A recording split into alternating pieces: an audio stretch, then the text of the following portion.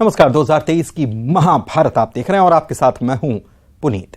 विधानसभा चुनाव में टिकट बंटवारे को लेकर कांग्रेस राहुल गांधी के फॉर्मूले पर काम करने वाली है।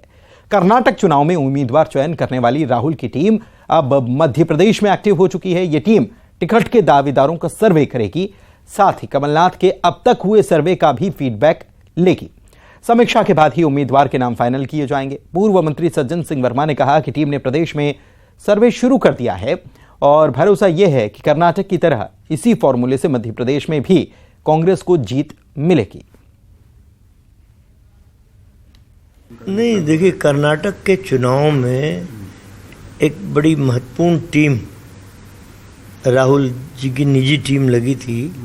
उन्होंने ही वहाँ का परिदृश्य बदलने में वहाँ के नेताओं की मदद की थी। उन्होंने कुछ बड़ी प्लानिंग करके दिया था और उसका परिणाम है कि कांग्रेस के वर्करों की मेहनत और थोड़ा सा इस टीम की जो साझेदारी थी उससे कर्नाटक की सरकार बनी। वो टीम राहुल गांधी की पर्सनल टीम है। वो अपने ढंग से सर्वे कराते हैं, किसी विशेष क्षेत्र में भेजते हैं, उनसे रिपोर्ट लेते हैं। और इधर एमपी में उम्मीदवार चयन को लेकर राहुल की टीम के एक्टिव होने पर बीजेपी तंज कस रही है। बीजेपी प्रवक्ता नरेंद्र सलूजा ने राहुल गांधी की चक्की को ज्यादा बारीक पीसने वाली बात कही है। खुद राहुल गांधी से लेकर मध्य प्रदेश के प्रभारी जेपी अग्रवाल, पवन खेड़ा, सभी के बयान सामने आ चुके हैं कि मध्य प्रदेश में कमलनाथ कांग्रेस का चेहरा नहीं, चेहरा चुनाव के बाद तय किया जाएगा। लगातार उनके चेहरे को नकारा जा रहा है और दिल्ली की बैठक के बाद खुद राहुल गांधी भी इस बात को कह चुके हैं कि कमलनाथ जी की मौजूदगी में कह चुके हैं कमलनाथ जी मुख्यमंत्री का कांग्रेस की ओर से चेहरा नहीं। इस सब के बाद एक नई बात सामने आ रही, जो कमलनाथ जी लगातार कह रहे थे कि मेरा सर्वे चल रहा है, सर्वे के आधार पर टिकट दूंगा। जब सब नेताओं ने दिल्ली की बैठक में मोर्चा खोला कि कमलनाथ जी मनमर्जी से अपने लोगों को टिकट देने का काम करने जा रहे हैं और जो अपने लोगों को, जो चहेते लोग हैं, जो उनके समर्थक हैं, उनको बड़ी संख्या में टिकट देंगे, तो इसको भी हाईकमान ने और कांग्रेस नेतृत्व ने गंभीरता से लिया है। उन्होंने निर्णय लिया कि खुद राहुल गांधी की टीम मध्य प्रदेश में सर्वे के लिए आ चुकी है और उसके आधार पर ही टिकट वितरण होगा। इससे समझा जा सकता है कि मध्य प्रदेश में कमलनाथ जी को किनारा करने का काम कांग्रेस नेतृत्व ने तय कर लिया है। लगातार उनकी पिक्चर बैठ रही है और ऐसा लग रहा है कि कमलनाथ जी की चक्की से बारीक राहुल गांधी की चक्की चल रही है। अनुराग श्रीवास्तव हमारे संवाददाता भोपाल से लाइव जुड़े हुए हैं, सीधे उन्हीं के पास चलते हैं। अनुराग, ये बात सही है कि चुनाव करीब आ रहे हैं और चुनाव करीब आ रहे हैं तो पार्टियां अपने अपने उम्मीदवार जो मजबूत कैंडिडेट हैं उनको उतारने के लिए तमाम तरीके के सर्वे से लेकर कवायद कर रही है, लेकिन कांग्रेस के सर्वे को लेकर बीजेपी तंज कस रही है। कांग्रेस की तरफ से अभी कुछ दिन पहले हमने जो पूर्व मंत्री हैं सज्जन सिंह वर्मा, उन्होंने तो बताया था कि पहले किसकी लिस्ट आने वाली है, फिर किसकी लिस्ट आने वाली है। अब वो बता रहे हैं कि दूसरी एक टीम आ रही है, वो टीम सर्वे करने वाली है। और इस बीच डॉक्टर गोविंद सिंह याद आ रहे हैं, उन्होंने कहा था पावरफुल लोग जो हैं वो मैदान में उतारे जाएंगे। हो क्या रहा है ये सब कांग्रेस में? बिल्कुल, देखिए, कांग्रेस के अंदर जो उम्मीदवार चयन की प्रक्रिया क्या होगी, ये अब बड़ा सवाल उठ चुका है, क्योंकि खुद कमलनाथ और कांग्रेस पार्टी अपने स्तर पर कई सर्वे करा चुकी है और कहा यह भी जा रहा था कि जल्द ही उम्मीदवारों के नाम का ऐलान हो जाएगा। लेकिन वहीं दूसरी तरफ नेता प्रतिपक्ष गोविंद सिंह ने कहा था कि इस बार के चुनाव में शक्तिशाली नेताओं को पार्टी मैदान में उतारने का काम करेगी। लेकिन अब जो नया ट्विस्ट आया है वो इस बात को लेकर है कि सज्जन सिंह वर्मा ही इस बात को कह रहे हैं कि मध्य प्रदेश में अब टीम राहुल एक्टिव हो गई है और वही सर्वे करेगी और वही फाइनल सर्वे होगा और उसी के आधार पर टिकट वितरण किए जाएंगे। कर्नाटक चुनाव में भी राहुल गांधी की टीम ने दावेदारों का सर्वे कराया था और उसी के बाद उम्मीदवार पार्टी ने तय किए थे। तो अब सवाल इस बात को लेकर है कि जो खुद कांग्रेस पार्टी की तरफ से 2 या 3 बार के सर्वे कराए गए हैं उम्मीदवारों को लेकर, क्या वो सही नहीं है या फिर अब टीम राहुल का सर्वे ही फाइनल सर्वे होगा? क्या पार्टी के अंदर उम्मीदवार चयन करने को लेकर जो अलग अलग तरीके से प्रक्रियाएं और सर्वे कराए जा रहे हैं, इसको लेकर पार्टी एक मत नहीं है? ये तमाम तरह के सवाल अब उठते हुए जरूर नजर आ रहे हैं। लेकिन क्या आने वाले दिनों में होगा, कैसे उम्मीदवारों के नाम का ऐलान होगा, ये देखना दिलचस्प होगा। जी बिल्कुल, ये भी हो सकता है कि ये स्टेप दर स्टेप जो होता है कि एक एक तरीका अपनाया जाए, उसका एक हिस्सा हो, या फिर इसमें अलग अलग बातें जो कही जा रही हैं वो अलग अलग उसके मायने भी निकल सकते हैं। देखना होगा आगे क्या होता है। बहुत शुक्रिया आपका इस जानकारी के लिए। कर्नाटक के बाद मध्य प्रदेश में विधानसभा चुनाव से पहले बजरंग दल को लेकर एक बार फिर से सियासी बवाल शुरू हो चुका है और इसको लेकर बीजेपी कांग्रेस आमने सामने है। दरअसल कांग्रेस की प्रदेश उपाध्यक्ष शोभा ओझा ने बजरंग दल को गुंडा बताते हुए कहा कि बजरंग दल की पहचान ही गुंडा तत्वों से है, ये पूरा देश जानता है। कांग्रेस पर पलटवार करते हुए बजरंग दल एक राष्ट्रीय संगठन है ये कहा गया और बजरंग दल के लोग राम भक्त हैं, राष्ट्र भक्त हैं और इसमें कोई दो मत नहीं है, ये बीजेपी की तरफ से कहा गया। उनका काम क्या है? वो अपने गिरबान में झांके, आतंकवादियों की बैठकें करते हैं, उन्हीं के साथ उनकी गठजोड़ है, कर्नाटक में गाय काट के जश्न मनाते हैं। कांग्रेस को तो किसी मामले में बोलने का हक ही नहीं है। वहाँ तुम धर्मांतरण विरोधी कानून को नेस्तनाबूद करते हो, यहाँ आके नर्मदा की पूजा करके नौटंकी करते हो। तो एक रास्ते चलो भैया, भीतर बाहर से एक रहो। राजनीति की बलि धर्म, संस्कृति और राष्ट्र को नहीं चढ़ाया जा सकता। एक गुंडा तत्वों से है, ये पूरा देश जानता है। हर गलत वजहों से बजरंग दल हमेशा सुर्खियों में रहता है। ऐसे में लॉ एंड ऑर्डर को मेंटेन करने के लिए अगर उन पर लाठीचार्ज हुई तो मैं समझती हूँ कि वो स्टेट सब्जेक्ट है और प्रदेश में लॉ एंड ऑर्डर मेंटेन करने के लिए चाहे बजरंग दल हो, चाहे गौ रक्षक हो, तमाम लोग जो कानून को की धज्जियाँ उड़ाते हैं उन पर कार्रवाई होनी चाहिए।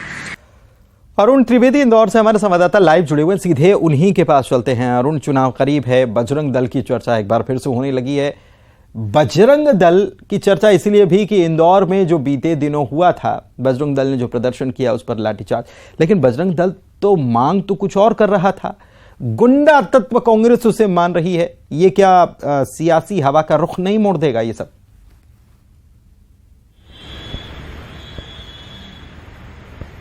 बिल्कुल, देखिए जिस तरह से कर्नाटक में बजरंग दल पर प्रतिबंध लगाने की बात हुई और उसके बाद जिस तरह से माहौल बनाया गया और बजरंग दल बजरंग बली तक पहुंच गया और इसी तरह का माहौल मध्य प्रदेश में भी बनाने की कोशिश की जा रही, क्योंकि 4-5 महीने बाद मध्य प्रदेश में चुनाव हैं। तो अभी जिस तरह इंदौर में बजरंग दल पर लाठीचार्ज हुआ, उसके बाद कांग्रेस ने गुंडा तत्व कह दिया बजरंग दल को, उसके से बीजेपी बिफर गई। और जो पर्यटन, संस्कृति और अध्यात्म विभाग की मंत्री हैं उषा ठाकुर ने कहा कि बजरंग दल राष्ट्रभक्त है, या इसके जो लोग हैं वो भी राष्ट्रभक्त हैं, इसमें कोई दो राय नहीं है। उन्होंने उल्टा कांग्रेस पर आरोप लगाया कि वो जो आतंकवादी तत्वों से मिली हुई है, आतंकवादी संगठनों से कांग्रेस बैठकें करती है और झूठे नाटक कांग्रेस करती है और बजरंग दल को वो गुंडा बता रही है, गलत है। तो इस तरह की जो राजनीति है जो है वो इंदौर से निकली। हालांकि इंदौर में अभी जो बजरंग दल पर लाठीचार्ज हुआ था उसके बाद से सियासत शुरू हुई है, लेकिन चूंकि चुनाव है ऐसे में बीजेपी और कांग्रेस इसको लेकर आमने सामने हैं और बीजेपी जहां राष्ट्रभक्त बजरंग दल को बता रही तो एक बार फिर कांग्रेस उसको गुंडा तत्व बता रही। लेकिन इसके जो मायने हैं वो सियासी हैं, क्योंकि जिस तरह से माहौल कर्नाटक में दिखाई दिया उसी तरह का माहौल मध्य प्रदेश में अब आगामी चुनाव में देखने को मिल सकता है। इसके इरादे अभी से राजनीतिक दलों ने बता दिए हैं। चलिए, बहुत शुक्रिया आपका अरुण इस तमाम जानकारी के लिए। इस मुद्दे पर बढ़ते हैं आगे। एमपी चुनाव के दिन जैसे जैसे घट रहे हैं और करीब आ रहे हैं, राजनीतिक बयानबाजी तेज होती जा रही है। पुलिस अधिकारियों को पूर्व सीएम कमलनाथ ने धमकी दी तो बीजेपी महासचिव कैलाश विजयवर्गीय ने कमलनाथ पर निशाना साधा और कहा कि अगर 75 साल की उम्र में कमलनाथ ऐसे बयान देते हैं तो उन्हें माफ कर देना चाहिए। साथ ही कमलनाथ और दिग्विजय सिंह को विक्टोरिया नंबर 203 फिल्म के किरदार की तरह बताया और कहा, दो बेचारे बिना सहारे। अब देखिए, उन्होंने इसी प्रकार की राजनीति की है, धौंस की, दपट की, इसी प्रकार की राजनीति की वो अभी भी कर रहे हैं, तो उससे कोई फर्क नहीं पड़ता। जनता जानती है कि कौन प्रशासन चला रहा है और कैसा प्रशासन चला रहा है। कमलनाथ जी को भी जानती है और इसलिए 75 साल की उम्र में वो इस प्रकार का बयान देते हैं अगर, तो उनको माफ़ कर देना चाहिए। विक्टोरिया नंबर 203 पिक्चर थी एक, उसके अंदर 2 इसी उम्र के लोग घूमते थे जिनके पास ताला था, चाबी नहीं थी, चाबी थी, ताला नहीं था। तो ऐसे वो भी घूम रहे हैं, ये 2 बेचारे बिना सहारे। केंद्रीय गृह मंत्री अमित शाह 22 जून को दुर्ग जिले के दौरे पर आने वाले हैं। उनके दौरे को लेकर सभा स्थल पर तैयारियां युद्ध स्तर पर चल रही हैं और दुर्ग के पंडित रविशंकर स्टेडियम में ये रैली आयोजित की जाने वाली है। और अमित शाह जिसे संबोधित करेंगे, रैली को लेकर पूरे शहर में बैनर पोस्टर लगा दिए गए। मोदी सरकार के 9 वर्ष पूर्ण होने पर भारतीय जनता पार्टी महाजनसंपर्क अभियान चला रही है और इस महाजनसंपर्क अभियान के तहत 22 जून को केंद्रीय गृह मंत्री अमित शाह दुर्ग आने वाले हैं। और आप देख सकते हैं कि जिस जगह में ये सभा होने वाली है, मैं वहां का दृश्य दिखा रहा हूं। दुर्ग का पंडित रविशंकर स्टेडियम है, जहां पर तैयारियां पूरे युद्ध स्तर पर जारी हैं। बड़ी संख्या में यहां पर लोगों की पहुंचने की संभावना व्यक्त की जा रही है। दुर्ग संभाग के से सभी कार्यकर्ताओं को यहां पर आमंत्रित किया गया है। भाजपा का दावा है कि करीब 50,000 से अधिक कार्यकर्ता इस कार्यक्रम में शामिल होंगे, लिहाजा उसके अनुसार तैयारियां की जा रही है। जिस डोम शेड में मैं यहाँ पे खड़ा हूँ, यहाँ पे करीब 25 से 30,000 लोग आराम से बैठ सकेंगे। उसके अलावा जो है बाहरी जो आते हैं और जिनको जगह नहीं मिल पाती, उसके लिए बाजू में भी जगह है। तो इस तरह से यदि कोई ज़्यादा संख्या भी होती है तो यहाँ पर कोई अव्यवस्था ना हो, इसका ध्यान रखा जा रहा है। VIP गेट के अलावा 3 अन्य गेट हैं जहाँ पर से कार्यकर्ता अंदर प्रवेश कर सकेंगे। सुरक्षा का खास ख्याल रखा जाएगा क्योंकि केंद्रीय गृह मंत्री अमित शाह आ रहे हैं। VIP मूवमेंट है, लिहाजा यहाँ पर दूर दूर से जो है सुरक्षा के लिए पुलिस जवानों को बुलाया जा रहा है। तो इस तरह से सुरक्षा में कोई चूक न हो, इसके भी ख्याल रखा जा रहा है। तो कुल मिलाकर अमित शाह का आगमन एक तरह से भारतीय जनता पार्टी का जो है विधानसभा चुनाव का आगाज माना जा रहा है और वे यहाँ पर दुर्ग संभाग के सभी कार्यकर्ताओं को संबोधित करेंगे और उनको जीत का मंत्र देंगे। साथ ही संपूर्ण छत्तीसगढ़ में भारतीय जनता पार्टी का परचम लहराए, ऐसा आह्वान किया जाएगा। न्यूज़ 18 छत्तीसगढ़ के लिए दुर्ग से मिथिलेश ठाकुर। मनेंद्रगढ़ में केंद्रीय मंत्री गिरिराज सिंह ने राज्य सरकार पर निशाना साधा और कहा कि भारत का शासन संघीय ढांचे से चलता है। अगर केंद्र की योजनाओं में कोई कमी होती है तो तकलीफ होती है। उम्मीद करता हूं कि राज्य संघीय ढांचे को नहीं तोड़ेगा।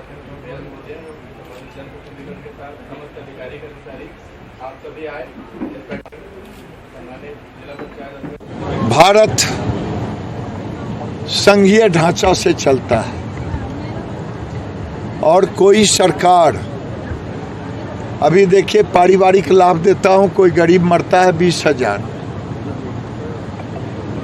तो ये हम राज्यों के द्वारा कराते हैं। वृद्धा पेंशन, दिव्यांग पेंशन, अगर उसमें थोड़ी सी भी कमजोरी होती है तो मुझे तकलीफ होता है और मैं उम्मीद करता हूं कि राज्य संघीय ढांचा को तोड़े। मिशन 2023 की तैयारियों में सभी दल जुटे हुए हैं, तो वहीं चुनाव लड़ने के इच्छुक दावेदार भी टिकट के लिए अपना अपना जुगाड़ जमाने में लगे हैं। टिकट की दावेदारी पुख्ता करने के लिए इन दिनों बीजेपी और कांग्रेस के नेता कथा और भागवत का सहारा ले रहे हैं। तो क्या यह माना जाए कि इस बार राम कथा, कृष्ण कथा, भागवत कथा, महापुराण कथा से टिकट पक्का हो सकता है? शुरू हुई 2023 की लड़ाई। जनता को साधने के लिए कथा याद आई। कथा है बहाना, टिकट है पाना। भागवत के सहारे जनता तक है जाना। टिकट की आस कथा के साथ।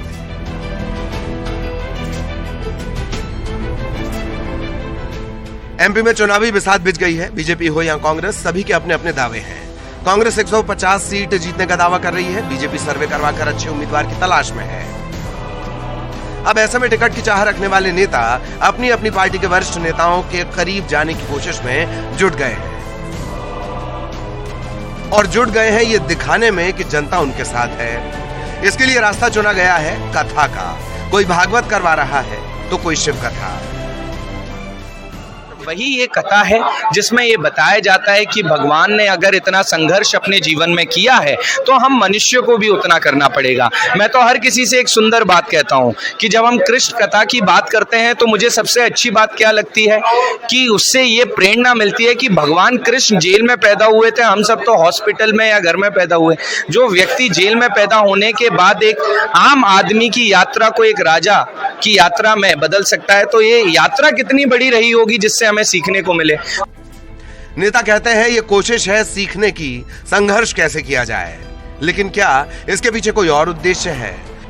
लोगों को चुनाव के वक्त ही कथा की याद क्यों आ रही है? ये अच्छी बात है कि कथा करवाकर धर्म के प्रति लोगों में आस्था जगाई जा रही है, लेकिन क्या ये सिर्फ धर्म के मकसद से है या फिर कथा के बहाने बड़े नेताओं को बुलाना और जनता के बीच जाना, दिखाना यह है कि जनता का साथ है ताकि टिकट हासिल किया जा सके। मेरा कहना है वो टिकट के लिए, चुनाव के लिए कर रहे हैं, तो क्या बुरा कर रहे हैं भाई। इसके सारे भगवानों को याद तो कर रहे हैं भाई। भागवत कथा कराएंगे तो मन को शांति मिलेगी, क्षेत्र में शांति रहेगी, तो ये काम कर रहे हैं तो अच्छा काम है, इससे मन को शांति मिलेगी। और आप उनका मकसद चुनाव है तो चुनाव आएगा तो देखा जाएगा। चुनाव नजदीक आते ही बीजेपी, कांग्रेस समेत अन्य दलों के नेता कथा का आयोजन कर रहे हैं। अब देखना यह है कि इस कथा का असर उनके राजनीतिक जीवन पर कितना पड़ता है। कौन कौन नेता टिकट की दावेदारी कथा के बहाने पेश करने में सफल होते हैं। न्यूज़ 18 के लिए ग्वालियर से सुशील कौशिक की रिपोर्ट। और इसी के साथ 2023 की महाभारत में आज बस इतना ही। नमस्कार।